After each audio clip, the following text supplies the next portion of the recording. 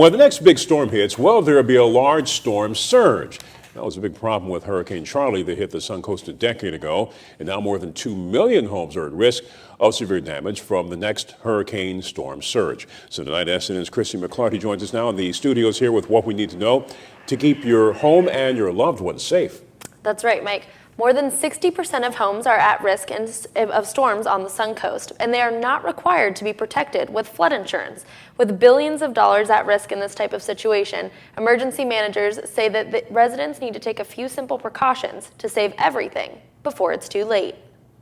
Storm surge. It's defined as a rising of the sea due to atmospheric pressure and wind changes.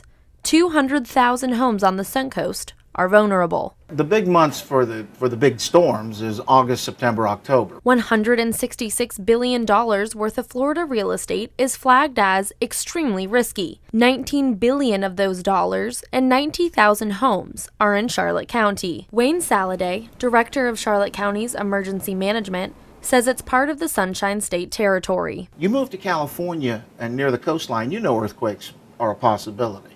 You live outside Oklahoma City, tornadoes are part of the package. But when you talk storm surge, it can happen anytime. It just hasn't for a long time. And that is a great concern. Preparation and knowledge are important. This is one of the many emergency alert systems for the Tampa Bay area, and the emergency management chief says every individual should have a portable weather radio for their own home to let them know when severe weather is nearby. Ed McCrane, emergency management chief in Sarasota County, says know your evacuation zone. Where you see the red, this is called Zone A. This is the most vulnerable parts of the community. And if you're told to evacuate, go. Emergency services is not going to come out.